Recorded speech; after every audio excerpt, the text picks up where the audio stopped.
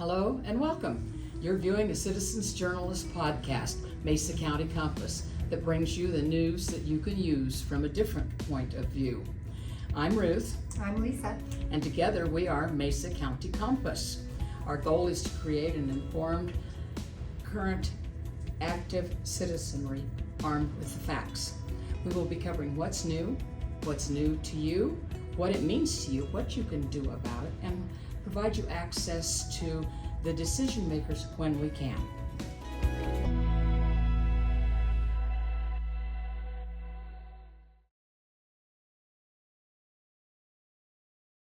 Ken, this is part 2. Okay. We're starting a new segment because we've talked to you so long and it's been wonderful. Okay, great. Now the homeless situation, one of the things that I read, I thought this is brilliant how this guy said it. He said homelessness is not a complicated problem because complicated, if you look at it like an engineer, it means that it can be solved by just getting more and more information. But it's a complex problem instead. Mm-hmm. So it's multifaceted. And I thought that makes a lot more sense to me than complicated. Mm-hmm. Yes. But, so we've got do we call it the unhoused center? You know what I'm talking about. Resource center. The resource center, yes. Right. And we built that downtown, and we used the ARPA. Erected that downtown. Erected it. Yes, exactly. Erected it. Yes. And we did talk to Bill Wade before it was done, and we talked also to Beverly Lampley, and we talked to Mona Highline, and we talked just recently to Jody. Mm-hmm. And all three of those groups said... Which Jody? There's several Jodys in the... Jody from the day center. Okay. Catholic from Outreach. Jody from Catholic Outreach Right. in Yes. the pre-existing brick and mortar day center down there. Right. It still is. Yes. It's right next to the new one. Right. Okay. And so what all of these people said before Bill came on is they said, one, he never came to us to talk to us about it and wanted us to move all of our things there. And all of them, Beverly Lampley, I don't know how involved you are in that section of it, but she said, the Catholic Outreach has over 600 volunteers, mm-hmm. and if Sister Karen asks you to do anything, you just do it. You don't know why, but she asked, so you do it. And we went over to I'd never been in to Catholic Outreach where the mm-hmm. soup kitchen is. I was so impressed. I could not believe how clean it was and how they worked with the homeless people. When they came there, Bev said, we've got to get them to come out because we don't want to solve the problem for a month, keep them from going into homelessness, but we want to do a financial plan and see what's getting them there and what's keeping them there and to help them, guide them through the process to get the resources that they need instead of, and she said, and we don't want to go back and duplicate services. We're doing this here. Right. And to go over, and they said, we can't come in and work with you at the resource center there. So they had their groups, and what they said would be better is if they were all together and everybody does what they do best. Like Jody said, we'll all have somebody come in and maybe they're a pregnant mom. She said, I'll send them over to Mona Highline. Mm-hmm. She knows what resources are there and what's better. And instead of trying to have this one center, just have all of the groups work together, utilizing that money and creating something different because the idea is not to give a hand out, but a hand up. Absolutely. And make sure that we don't want them to live in that circumstance. But Bill's idea, and I understand it to a certain extent, especially with the low barrier, is you can be high on drugs or you can be using drugs or alcohol as long as you're not violent. Mm-hmm. And that way we'll keep reaching out with resources that we have. But to some extent, if you continue to allow them to operate in that way, they're not going to reach out for the services that they need. And there were some ideas of, do we have to reinstate that homeless shelter? Is there a better way to use those funds, that $2 million, and maybe do like we had looked at the Doe Foundation. Have you heard of them? I've heard of them, yeah. And that idea where it's work, but the work brings that sense of I'm important and That's I'm self-worth. Yeah, the self-worth. Sure. And spend some of the money creating something like that and saying, you're right, Bill. Maybe there is a need over here for more overnight shelters, and there's a need for transportation to help people get to that. But the ultimate goal is over here to get them back engaged with the community. And we can't do that because an employer is not going to look at them if you are high or continuing to use drugs because you're not reliable. And you're not only hurting yourself and your family, but you're hurting the rest of the community as well. Sure. And so maybe using some of that money for something like a small Dove Foundation where you start building those people back up and really knowing what resources are out there and utilizing those better. And maybe if you want those people to come in and you say, especially in the winter where it's cold, you have maybe a coffee shop and say, you can come in, you can't be inebriated or you can't be high, but you can come in and we can talk and it's available instead of creating another section of town where like I know that Grease Monkey's scared to death of having that moved over there. Sure. And several of the other businesses, it's very close to Walmart, which is going to be another situation like the City Market on First Street was. They're going to be hanging out there all the time. Eventually, Walmart will have to close. And it's not saying those people aren't valuable.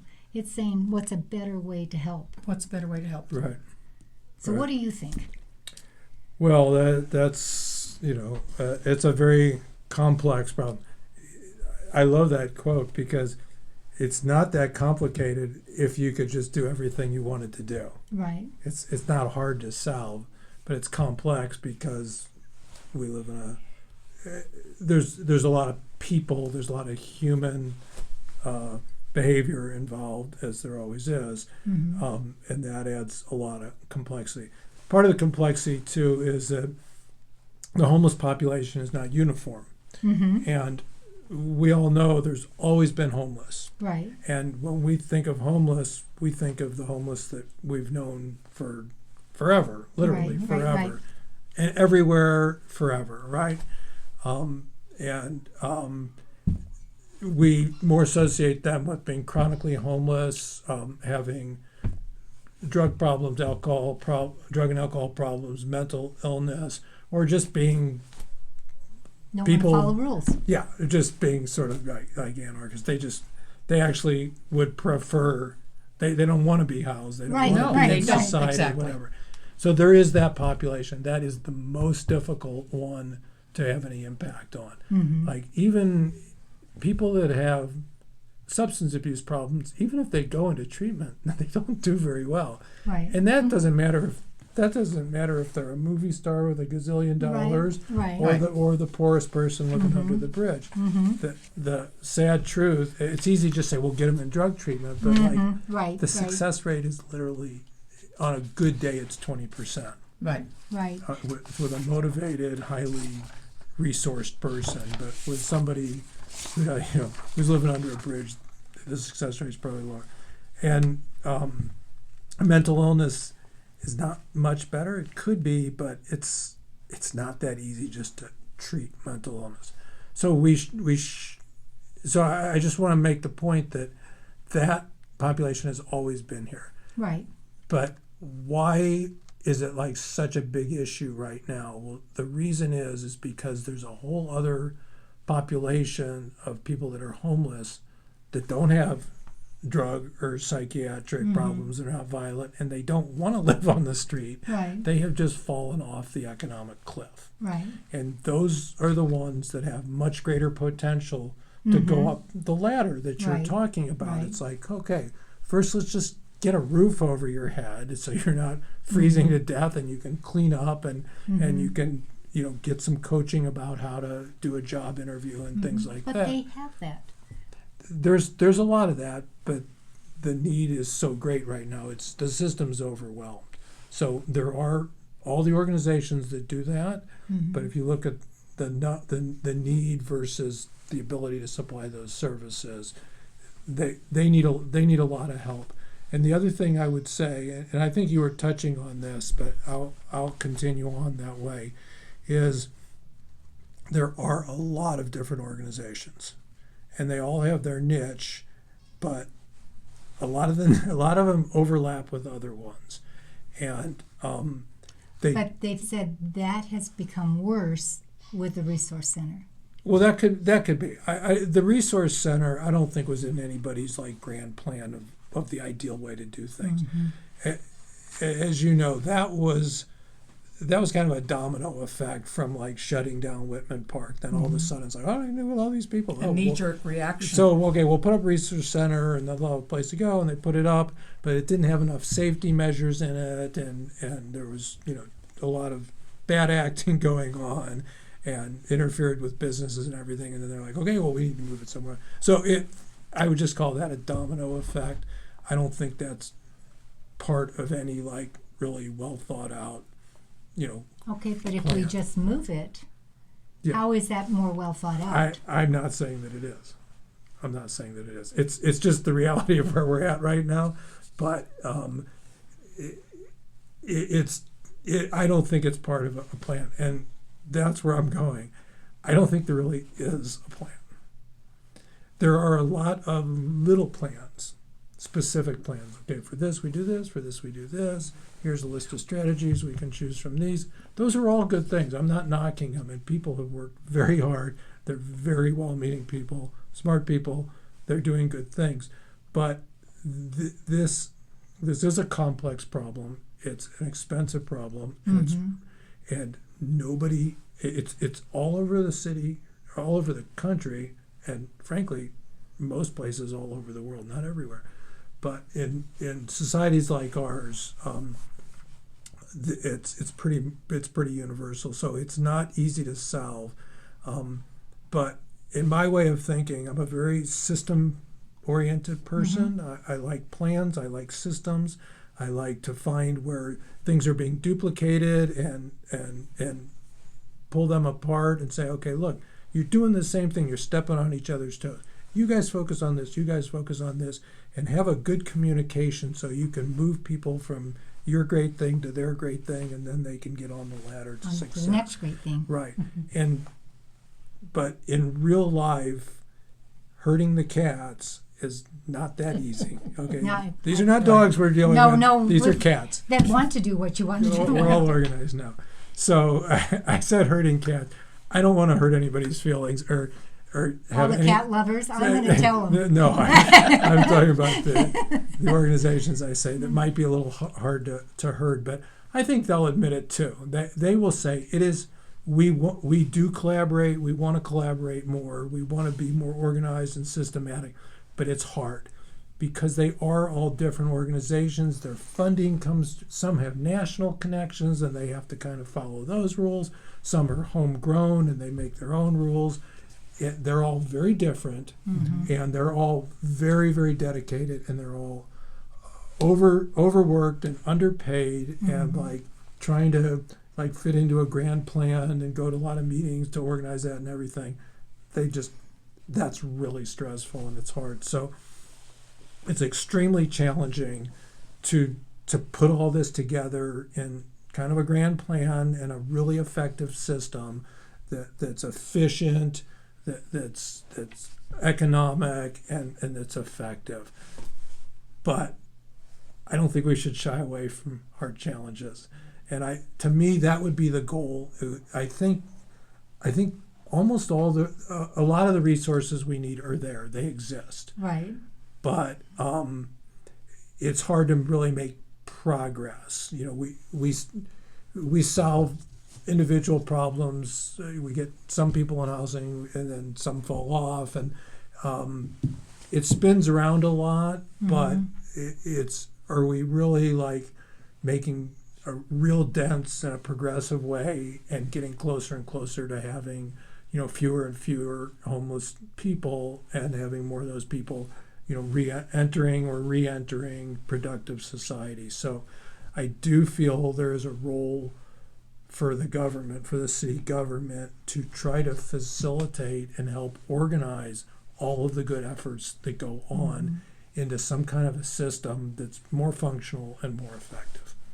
So what is that role? Because I mean it's exactly what you were talking about before, though. If I'm a nonprofit and then you start telling me as a city that, hey, let us help you organize yourselves. I don't know that I it's just my personality. I don't know that I want you telling me what to do. Well, that's an issue, and some won't, right? So that is a barrier, but I think some will. I think some would welcome help. And I think a lot of that comes back to some things we talked about earlier. You have to have good relations. You whatever you're offering, it has to be very transparent, and it has to be clearly designed to help the person you're trying to help, and not to maybe Control them. right. How about a round table to sit and discuss all of this, throw it all out, and start sorting it out? I mean, what would be wrong with that? Nothing. That's absolutely where it starts.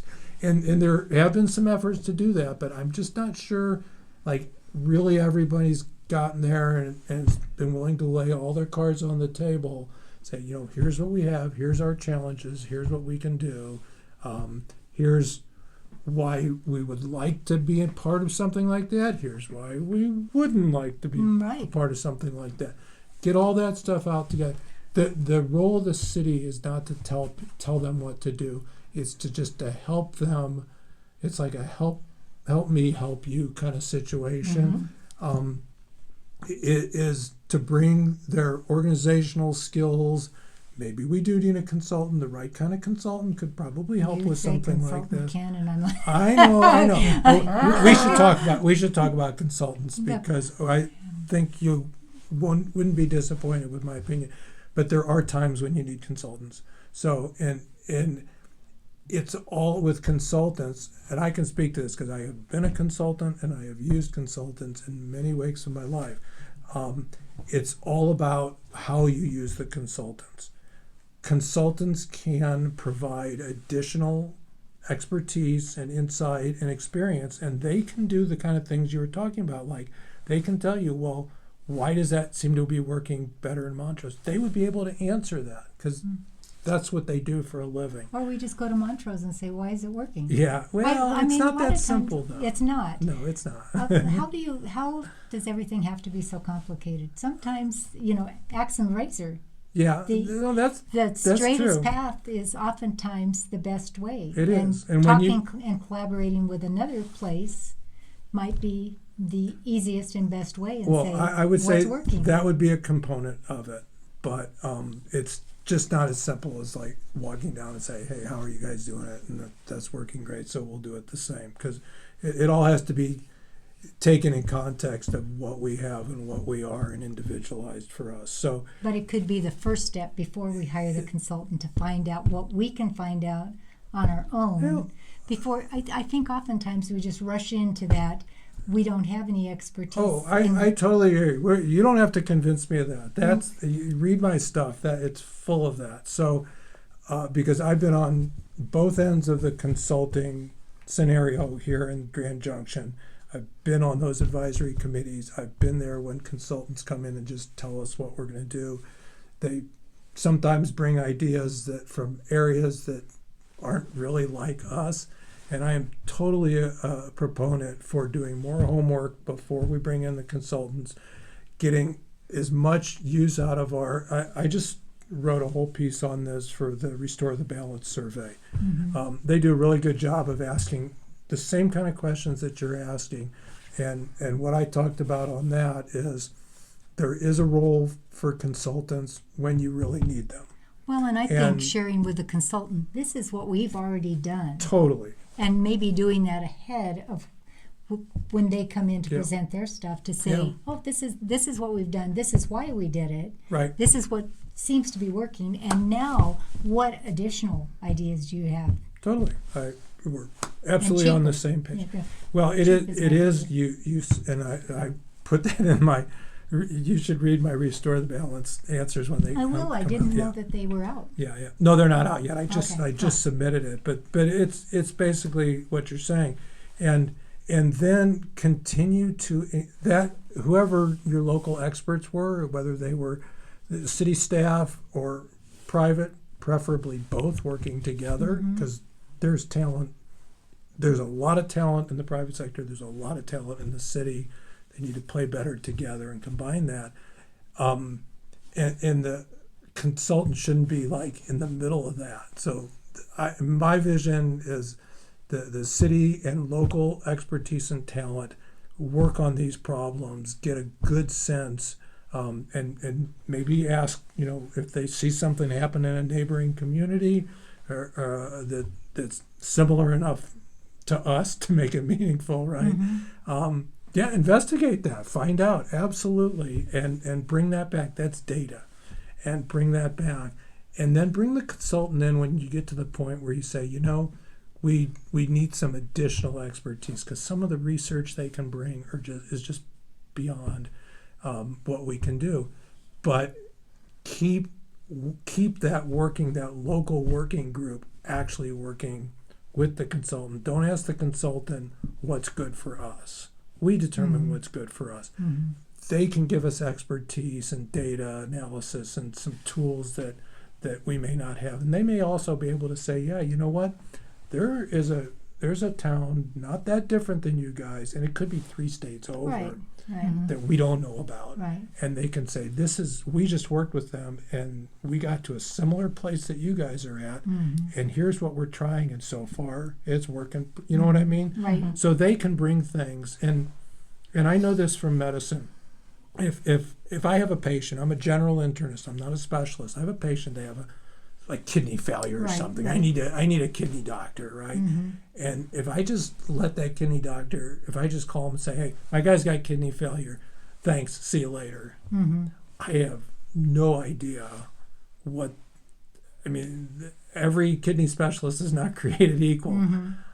So it's better if I say, hey, look, help me work on this kidney problem, right? It's a lot about what you ask of the consultant and how closely you stay involved with them. So I think, and I do think it saves money to not just give them an open book, because, for a lot of reasons, but because you don't want to then end up having to backtrack and say, whoa, wait a minute, that doesn't work here in Grand Junction. You don't understand. And I've been on those advisory committees where that's what happens. So I'm on the same page with you, and I'm not playing to the audience here. I truly am. But I wouldn't throw away the baby with the bathwater. Consultants are sometimes needed, and they can be extremely helpful. And there's examples of consultants we brought in who have done a great job and really helped, and examples. And while we're on consultants, I'll just also say we should, after every consultation, we should take a survey from the citizens committee that worked with them. We should rate them, and we should analyze and say, what worked well with that consultant, what didn't. Did we get what we wanted? Was it worth the money? Ask all those questions and learn that each time we go through that, we get smarter and smarter with how we use our consultants. Don't wind up not duplicating the same things over and over and over. Yeah. So I threw a buzzword consultant in the middle of our discussion about homeless. So let's finish up on that. I got your antenna to shoot up on that one. You're like, whoa, consultant. Okay. Yeah. So anyway, just to finish my thought on that, or just to wrap it up, and then we'll go on to the other. Well, what was the other one? I know I've already forgotten. We'll go finish your homelessness. I've got it right here. Okay. Don't worry. Let's finish. Okay. So. So to me, what bottom line is, to me, we have pieces and parts, but we need something that's greater than the sum of the parts, and that would be a more thorough, comprehensive, well thought out, everybody at the table contributing to what that's going to look like and how that's going to work, and getting buy-in, and just being more efficient, and more effective with the resources and the kind of help we put in to getting people You know, and I think really the majority of them right now is getting them back into productive society. Yes. And I do think I don't like putting people in boxes or labeling me, because there's always going to be people that like, well, do they go in this box or that box? Because, you know, it's more complicated. You have an offer there for a plan. In general, I think there's two fairly distinct populations, and one is the more chronic ones that have all the familiar problems, and they just have to be, you know, supported on a humanitarian level the best you can. But I think the expectations that they are going to return to being or become productive citizens has to be kind of kept in check. So that's really more of a humanitarian mission, which should be done, but it's a different category than people who are like, yeah, if this person who kind of fell off the ledge was living close to the margin, then a couple things went wrong, and all of a sudden they don't have a place to live. And that's why we're having the big surge in it right now. And that's a different set of strategies. Yeah. And that has more upside, because the possibility to get them back where they were before, and maybe even further, is really there. So I would like to see, you know, us make that distinction and have plans that direct the resources in those two directions. So what do you do with the resource center then? Okay, actual resource center. Yeah, what do you do with it now? We've got to move it. Do we have to move it? And does it need to be done by March 15th? I know they put that deadline. April 15th. Yeah. Okay. What are you going to do? Well, I mean, do we go ahead and spend that money? So when I heard that, my hand went up. It's like, so the problem that brought it to a head was the resource center was operating, but it didn't have sufficient security, basically, and all the things that go with the security.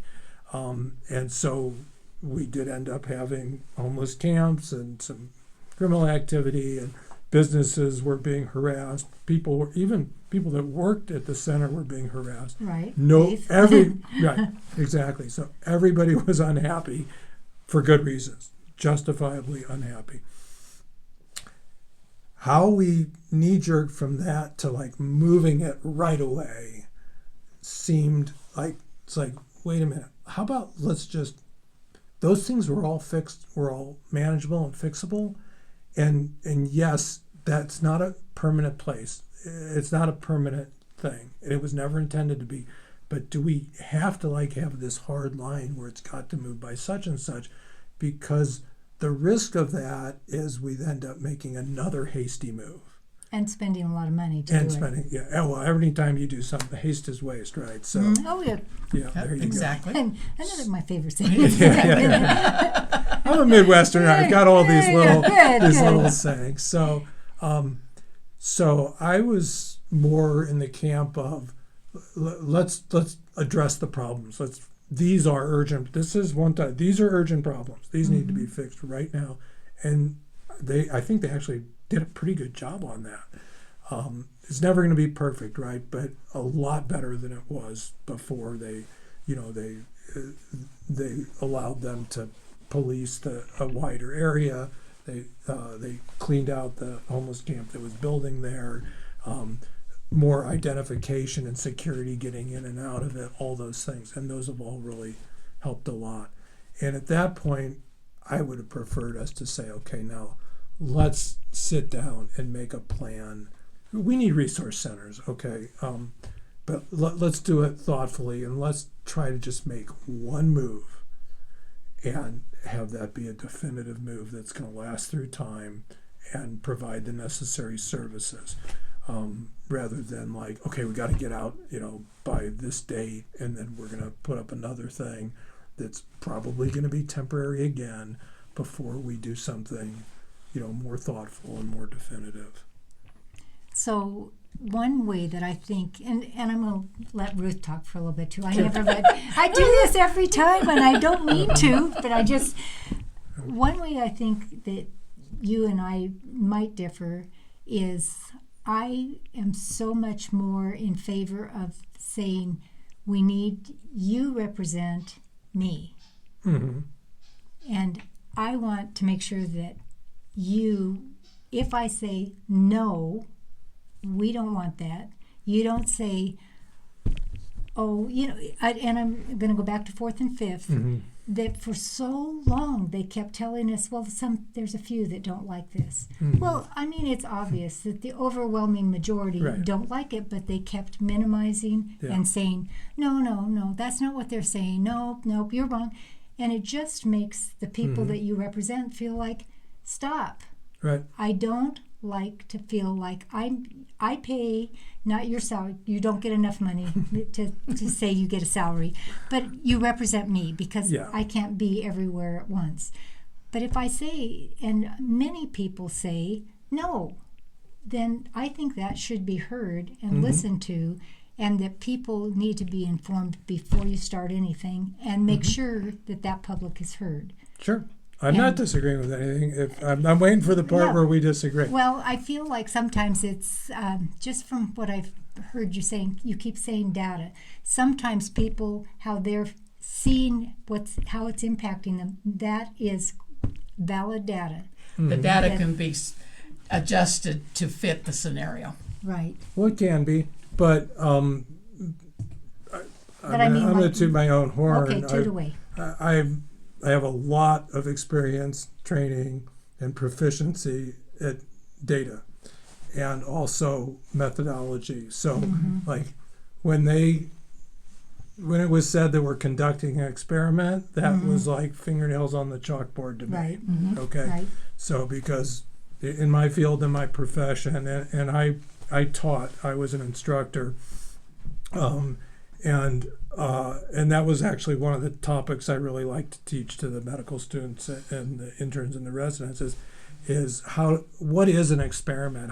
When someone publishes something, how do you read it? It's not like a encyclopedia where you just read it and it's just all facts. It's an experiment, and it has methodology, and none of them are perfect, and there's a lot of ways they can be flawed, and conclusions are not always valid, right? And it takes some proficiency And to you be don't able say, to analyze that. doing that for the outcome. I've Yeah. already determined what the outcome is Right? going to No, be. that's not an experiment. Right. Right? That is not an experiment. So, so I guess what I'm saying is that the opinions on the street matter. There's no question about that. But I would ask sometimes people when they have like really, really, rapid forming opinions because of the shock value of something, that if everybody takes a little step back, I like to call it bringing down the temperature. And if there is a way, if there is data, quality data that everybody can look at, then maybe those, maybe it at least gives people a chance to reflect a little bit and say, well, okay, yeah, now that I see that, maybe I could see, a different pathway. They're probably not going to say, oh, well, it's great. No, I'm sorry, I was completely wrong. Right. Doesn't happen. But they may open up a little bit and say, okay, well, maybe there's a middle ground, or maybe there's something else we can do that would be acceptable. And then you go back around to where we started in the first place, is the trust issue. Right. Or starting at the very, very beginning, Yeah. at where I think even when you said you're so enamored with the 2020 comprehensive plan because it brought in so many people, it didn't. I mean, it's got to be. Did I say I was enamored with the 2020 plan? Yes, right here you did on your website. We're going back on your website. Yeah. You need to pull that up because I don't think I ever said that. Okay, I'm gonna say what you said maybe here. So maybe. I've referenced it. There's value to it, but enamored is probably. Okay, you did not use the word enamored. Yeah, I didn't think so. But you did use you did say that you thought that there was a lot of public input, and that's where I would disagree. When you have groups that come in, it's like being on. I'm trying to think of what group. say I go into into city council and I say I want to be on the sustainability and adaption plan. Mm-hmm. I feel instead of I think I feel and think both. You feel and think on this, but okay. I don't have the data. Okay. So that the people that are on that, well, one, the public, there's got to be a better way to let the public know. We are working on creating a sustainability and adaption plan. Mm-hmm. This is what it's going to look like. This is the purpose of the plan. Mm-hmm. This is the direction that we want to go with it. Instead of, I know that one person said that was on that, the question was, and it was Diane Schwenke, and it was on the 2020 Mm-hmm. plan. Do you like bikes? Mm-hmm. I have nothing against bikes, but Mm-hmm. that doesn't mean, Right. how Sure. it came down the Sure. pike. Yeah. And so Diane Schwenke's on that, but if you don't even know that direction is going with the city, and then you say there were these people that were on it, well, I know just because I'm a little feisty Mm-hmm. that You they are would not feisty. pick me. Uh-huh. They'd say, no, all you will do is cause chaos. And Ken Scissors over here will be, he'll be reasonable and rational, and he won't be jumping up and down like a shortstop all the time and saying, but. But to say that it's a small segment of the community, and it's also a small segment that can actually has the time Mm-hmm. to participate in that. That's true. So it's not really representative of the entire community. So and the how needs. would you go about doing Yeah, that? see, that's To getting out to the public, because they keep telling us, these pop-up displays that they do, and just a quickie at the Red Barn or whatever, Yeah. these are indicative of what is going on in the community. And it's not. So how would you change that? Yeah, because on the sustainability, Ruth and I, when we found out about it, and again it was through Hogan, and they said, well, this is how we engaged. They have the engaged GJ. Right. This is how we engaged with them. We had a pop-up, or Right. 3 pop-ups at Farmers Market. Right. Well, you're engaging. And at the library. And at the library. Yeah, right. However, there is a certain philosophical bent and a certain age group that, and pop-up by definition means that there's not a whole lot of hoopla and saying, we will be here and we will be discussing this. You talk to a couple of people, maybe I go to the farmers market once a year and just say, so there's a whole bunch of people that don't go, but you were never at the Walmart on the other end of town. Right. So what do those people think about? Is that That's a good important to question. them? Or the people that go. I could be the ambassador for the library. Yeah. They should hire me because I take people and train them. Yeah. But again, the library has a certain group of people that attend there. Sure. And the sustainability and adaptation plan affects the entire valley. Sure. It does not affect. So it should be longer. People should know about it ahead of time, and there should be more engagement and people knowing where to engage and when to engage and different times, so that if I'm working 8 to 5, when can I go and where can I go?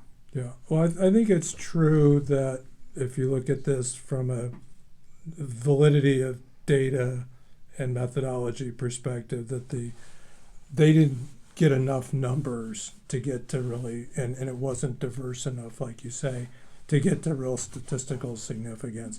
But I think there was recognition of that.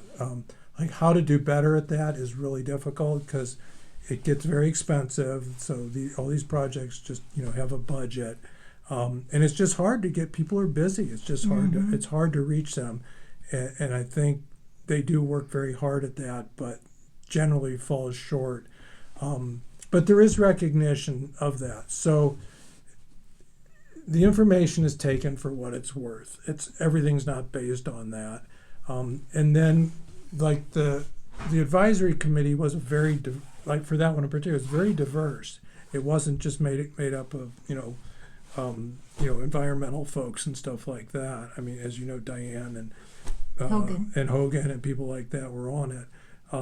But those are the only two that I know. Well, four. I think there were four Yeah. that I know that. Well, you can talk to them about my input on that. I was one that was constantly reining it in.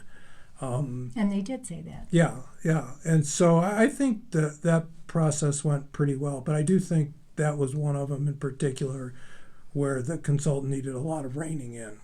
And I think if we would have approached that more the way that we've talked about before, where get the advisory group together and the experts on our own staff, and look at other. I mean, personally, I did look at other municipal sustainability plans. I went to the internet and spent a lot of time pulling up this one and the other, and that's why I knew that you need to rein these things in, because a lot of them had a bad history of like going way too far and then having to come back 2 years later and redo the whole darn thing. So I brought that information forward. But I think if we had gone through the process that we've talked about now of getting ahead of it before we bring the consultant in, I think that would have gone a lot better. I do think ultimately the plan is not unreasonable. The rubber will hit the road during implementation. So, but I don't think But there already has been implementation. there's been some, yeah. Yeah, I think fourth and fifth is implementation of that. That's more the bike and ped plan than the sustainability plan. Well, I saw it in there too. The idea that we need to, we're trying to minimize the number of cars that are on the road by doing road diets. I mean, they use that in the sustainability plan. The idea of putting increased prices on parking meters and making it more expensive to park downtown is the idea of... And more difficult. And more difficult. Yeah. Well, that might be an example of something that's more of a long-term direction. And I do think there is a problem with the city of, and this is the cautionary tale of the comprehensive plan, maybe some of these other plans, is, and I know this is a kind of a red flag that Diane and others like her have raised, is that once you put these things on paper, they can jump off the paper into real life, even though it says this is just a roadmap, and how we get there, how fast, whether we even go all the way. It's just a rough outline to begin with. It really is. It's just a rough roadmap, but it doesn't really specify how it's going to be implemented, when, how far, or even by time we're ready to do some of these things, if it even makes sense anymore. Exactly. And I have that maybe not on the website. Yes, you did say that. Yeah. And so these plans have to be treated in the context of what they are. It's just like an overall thing that maybe you'll get there, maybe you won't, but they're not operational. They're more aspirational than operational. And so if the city starts grabbing pieces of those and say, oh, we're doing this because it's in the comprehensive plan, and that's why I say I don't say I'm enamored with the comprehensive plan. Well, I can put that out there. At least you're here to defend yourself. The comprehensive plan is up for a 5-year look, and if I get elected or Ben, whoever does, we will be in that group that gets a second look at that. And if I am in that position, my number one issue is we have to be much clearer about which parts of this are aspirational and which parts are operational, because there's both elements in there. Right. And it's right now it's kind of a free-for-all. People are like picking one or the other. And again, that's not transparent. No. The general public out there says, you're doing this. Right. And the justification is it's in the comp plan. Yeah. But maybe it was in that aspirational. Maybe one day, if everything goes right, we'll eventually get to this. Or maybe not. Right? Maybe not. Maybe not. That's what aspirations are. They're just like, hopes and dreams.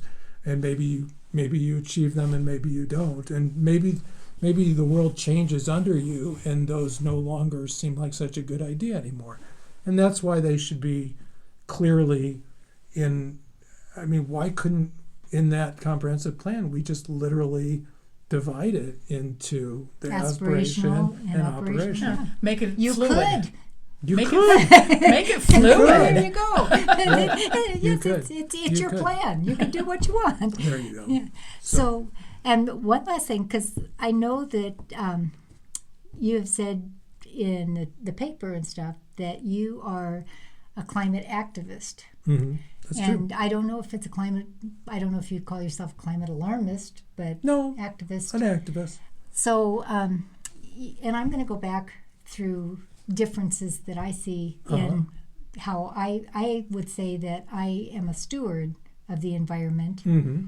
and not an environmentalist. When I went through college, so many years ago, you can tell, because the sociology and political science classes I had, we were going to go through an ice age again. Uh-huh. And we also were going to have a population bomb, the population bomb that Paul Ehrlich wrote. And so there wasn't going to be room on the planet for everybody, and we were all going to starve. So you should stop having babies right now. Mm-hmm. And you should also be worried about the freeze that's coming, Okay. not the opposite direction. Mm-hmm. So some of the things that I did and continued to do were, instead of saying that I can control the climate, which I don't think I can. I think there are climate patterns, and because we've gone through ice ages and, Sure. and we're going through this, and there are environmental factors that impact that. So if you have a warming, then you have evaporation, you have rain, and you have cooling, and so I'm not convinced that the greenhouse gases, especially carbon, is as big a deal because we're carbon based, and we have such a small percentage of carbon that hasn't really changed.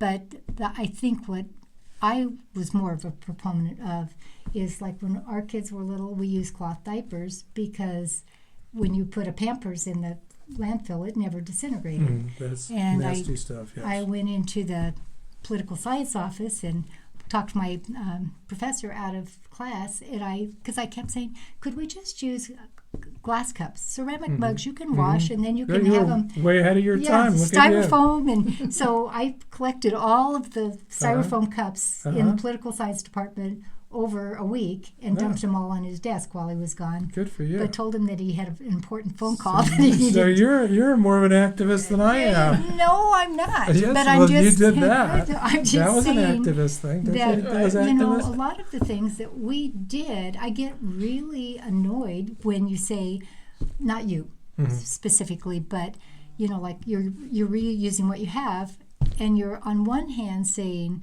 well, we need to protect the environment. On the other hand, you're buying plastic bottles of water when we still have water in a tap that you could use. And what are you doing with all those plastic bottles? So I'm thinking you take care of the environment for sure. And you plant trees and you plant grass, and you can't control the droughts, but like in watering, you make sure that you're watering as you should, not drowning.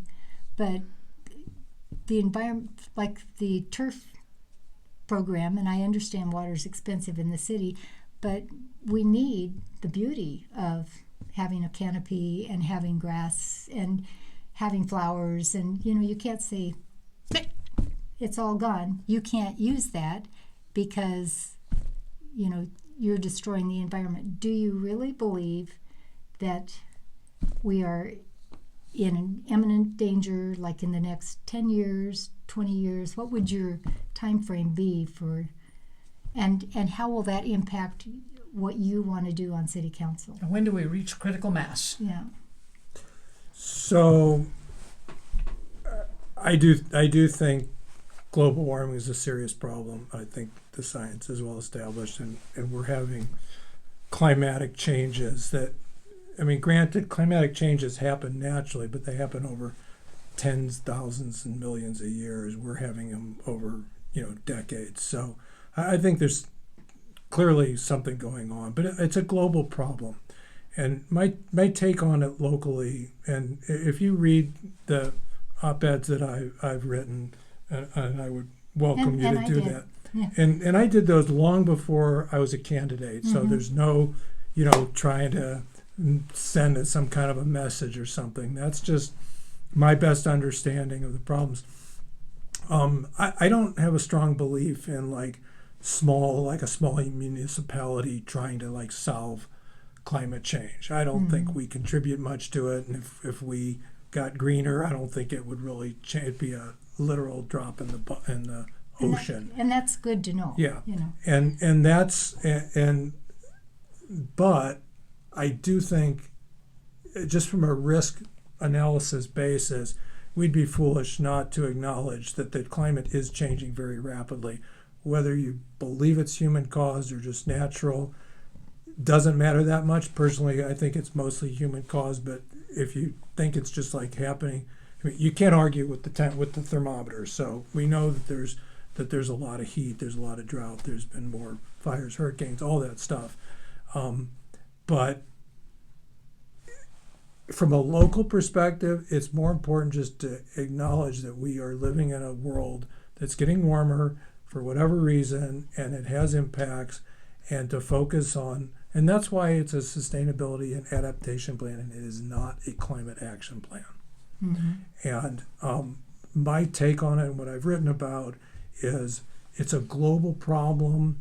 If there are things that we can do to lessen the warming, maybe there's things we can control, things we can't control. It always gets back to control what you can, and and adapt to things you can't, because you can't. You can only control what you can control. Another little Midwestern saying. Yeah. Right? But that has to be done on a global scale. The world is huge, and the contributions to environmental damage, maybe climate damage, are happening on a global scale. And I think smaller areas, municipalities like ours, just need to focus on how do we adapt and be resilient to whatever risks and dangers might be coming from this more warming thing. And my advocacy is, like locally, you probably know this, is I was one of the founders and co-chair until recently of the Clean Tech Business Coalition. And so the clean tech are businesses and industries that can make a living, a good living off of products and services that help the environment, that are better stewards of the environment. And so locally, I believe that there's a role for that. That's a good, viable part of the economy. That's a really up and coming industry, and we should welcome that industry, and that to me is a win-win. But globally, I feel like there's just a lack of global cooperation and leadership, kind of like some of the stuff we've talked about locally. But if climate change, if there's a way to help that by human behavior, that's got to be done by the big bigs that control the biggest things in the world, the biggest countries, the biggest corporations, the biggest governments. And I don't think we should spin out on that locally. We should focus on, if it's getting hotter, we need to think about tree canopy, heat islands, do some local Now, what's a heat island? A heat island is a place, and I just participated in a study that our town participated. It's a national study, and we got chosen to be a participant. You go around and you take temperatures in different areas, and you look for areas that are hotter than other areas. A lot of them are pretty obvious, like if you have a big asphalt parking lot, it's black. It's going to be hot. It's going to be It's gonna hot. be hot, concrete, anything like that. Yeah. And we don't need to waste our time with a consultant on that. Yeah, Just no. teasing. Yeah, no. This one we didn't pay anything for. In fact, they paid us to participate in the study. So we drove around with little monitors on our car, and they sent us to the spot, and we took temperature readings. And that goes into a big data bank, and that helps our municipality, but also just improves the science of identifying where the hottest areas are and being able to then adapt to that, like make some changes to them, or warn people, like if it's a really, if we're having a 105-degree day, like warn them, like, stay away from these areas, and things like that. And maybe, you look at them, you go, oh, well, if we design that a little differently or painted it a different color, maybe there's ways to make it not a hot spot and just bring down literally the temperature, average temperature of our city. So that's the kind of thing I think, I would encourage us to participate in, and just whatever we can do. And generally, they don't have to be real expensive things. A lot of them could just be common sense things, but just recognize that we're in a changing world when it comes to climate, and be prepared. Just an ounce of prevention is worth a pound of cure. Well, there you go again, huh? I'm just going to throw them all out there. You have any more? Yeah, I have more than I Yeah. should. But I think that's just another area where that's true. I think we're running out of battery. Yeah. No. Okay, well, we're just having too much fun here. We broke the battery bank. Yes, We're in low we power did. mode, so Yes. we probably Yeah. we're probably getting near the end. So So did that make sense though? I'm not trying to solve climate change in Grand Junction. I just want us to be climate smart, if that makes sense. yes. Okay. Yeah, I wanted to clarify that. Yep. And since we are running out of battery, you've been watching Mesa County Compass. This is the truth as we see it, the facts as we know it. You decide.